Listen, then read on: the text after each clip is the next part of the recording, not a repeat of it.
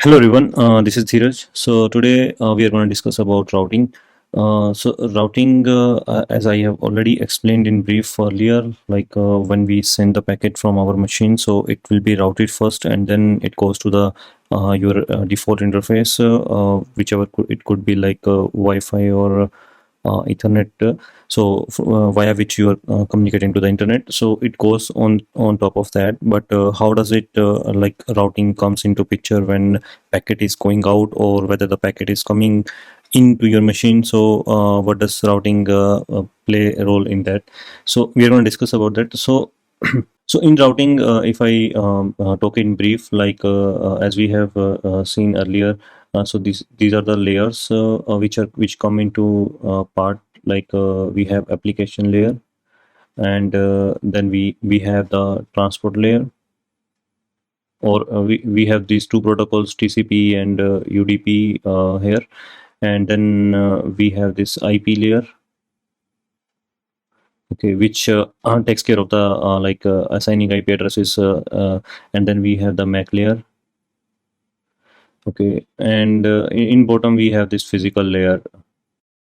Okay, so the physical layer is like could be different from when you are using a different communication hardware. So like you are connected over Wi-Fi, so the physical layer behavior would be different, and then if you are connected to the Ethernet, then the physical behavior could be different.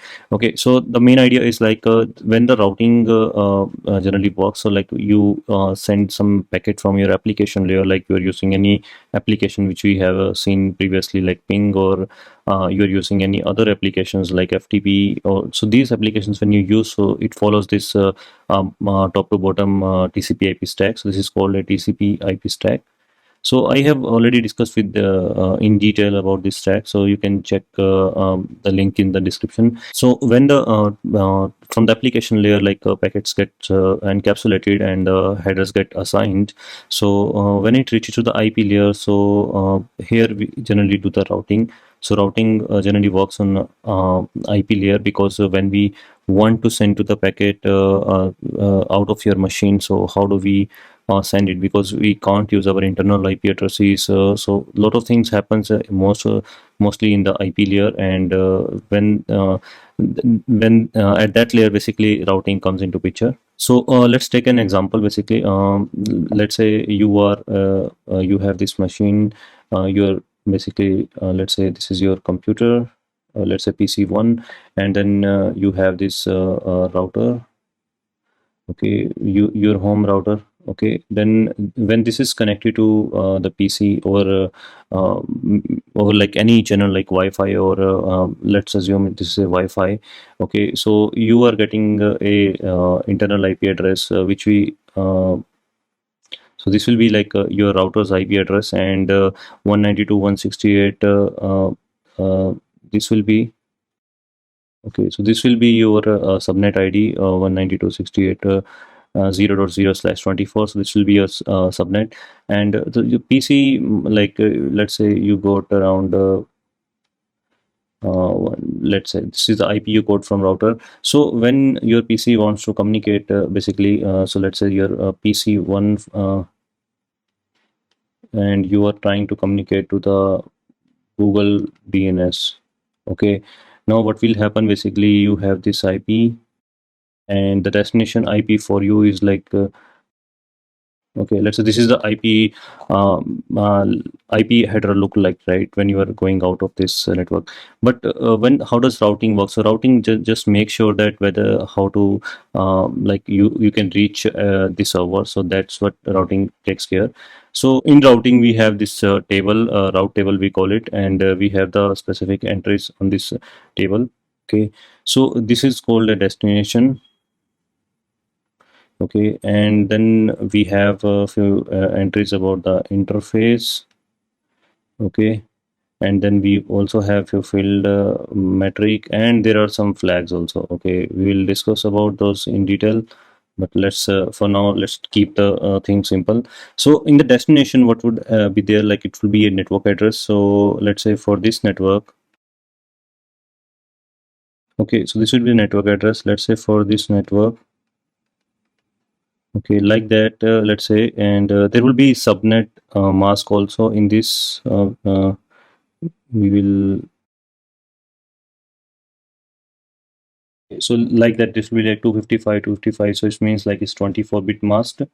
Okay, so this mask basically tells that the destination, this will calculate the destination network address. Okay, now this would be like some of the interface. Let's assume EN0 for now. And metric would be like any number, like let's say it's a zero value. It could be, I think it's a 1 byte, I believe, but I have to recheck on that. So the metrics purpose was to like uh, so metrics purpose is to basically the lower the metric value, that the path will be followed if you have multiple IP addresses with the same so multiple routes with the same IP address. Okay, so now how does the thing works? Okay, so now let's say this is the entry, and there will be one route which is also called default route.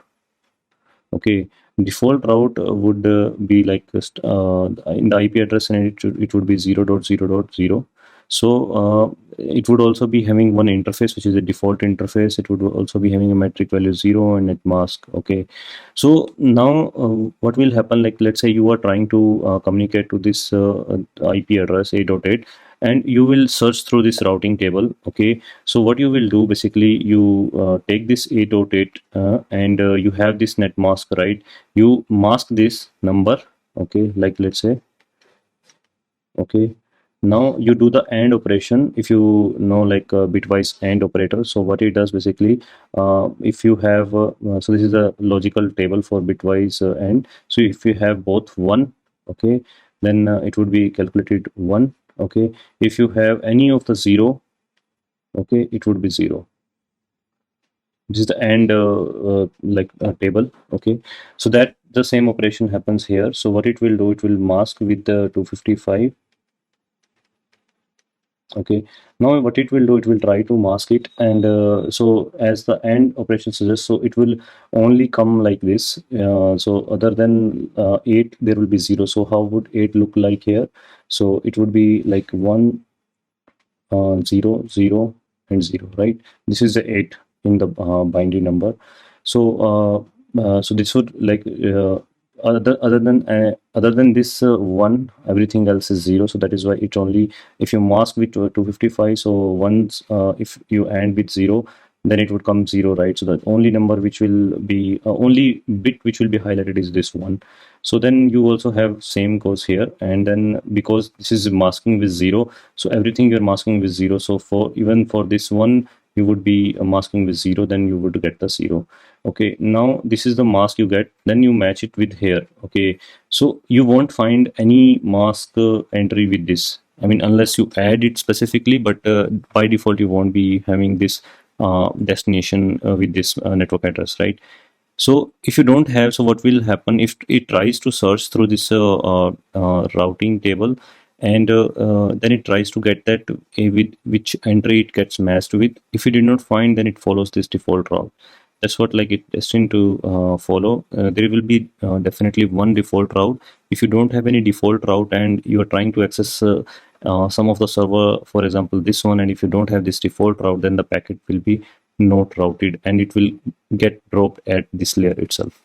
It will not even go to down this stack. Okay, so routing basically makes sure that you can reach to the basically next hop. We call it a hop.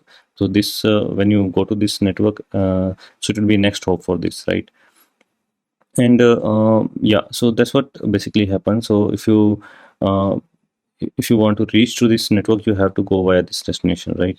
So like that, if it did not follow, then it would go to this default route.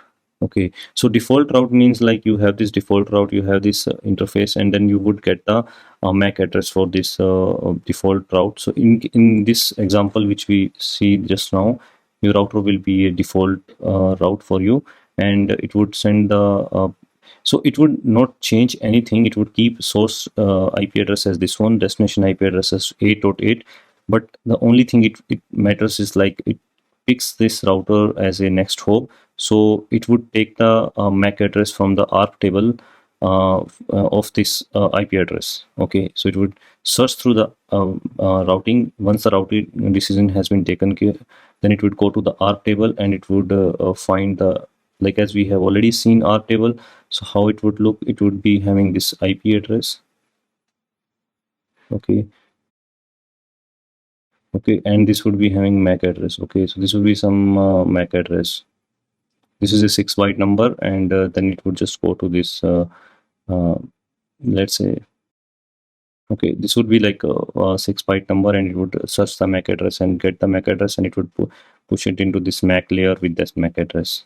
If the packet is not routed properly, then it would not go downward. So that's the basic idea of routing. How does it work? So, so just in this video, I just wanted to brief about the routing, and in next video we will see the practical use of it and how does it work practically. Okay, so that's all from my side in this video. Stay tuned for the next video. Thanks everyone.